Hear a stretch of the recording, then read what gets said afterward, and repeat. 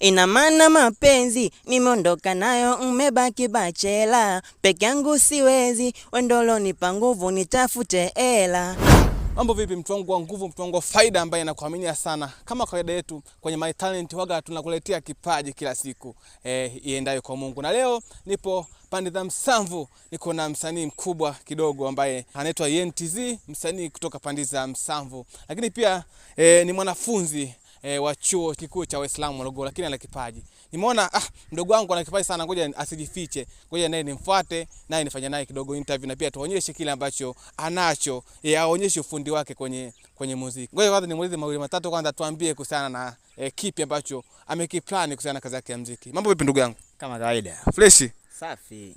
Kwanza jina lako nimelipatia, nimekuita YNTZ. Hujakosea, ni hivyo YNTZ. YNTZ. Yeah, sivyo hivyo. Jina lako kabisa ambalo la asili ni jina gani? Mimi naitwa Jackson Shakibula. Au sio? Yes. Kutokea pande gani? Kutokea pande za Ruangwa. Yeah. Maeneo fulani Vilindi, Ruangwa, maeneo fulani vya kujidai, unajua? Yeah.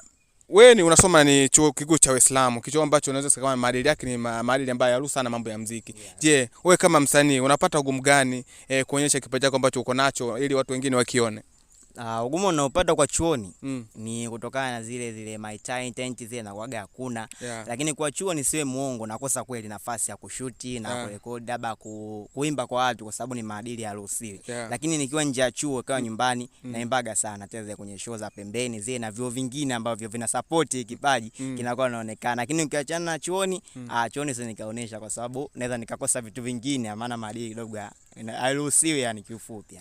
Labda msanii YNTZ, kitu gani ambacho labda unakipenda sana kukifanya ukiwa nje ya chuo? Nje ya chuo bwana, mimi ya kwanza ninachokipenda bwana, mimi napenda muziki. Yaani swala mimi napenda kuimba sana. Kwa hata muda wote nikiwa nje ya chuo, kitu kikubwa ninachokifanya mimi ni kwenye swala la kuimba. Yaani hata nikiwa chumbani, nikiwa wapi, muda wote mimi napenda kujishoot na kuimba na nikapost TikTok sehemu fulani. Brother, ndio furaha yangu kubwa, ndio kwa nayo. Umesema una post TikTok. Je, TikTok kama mtu labda akihitaji kupata na kupataje?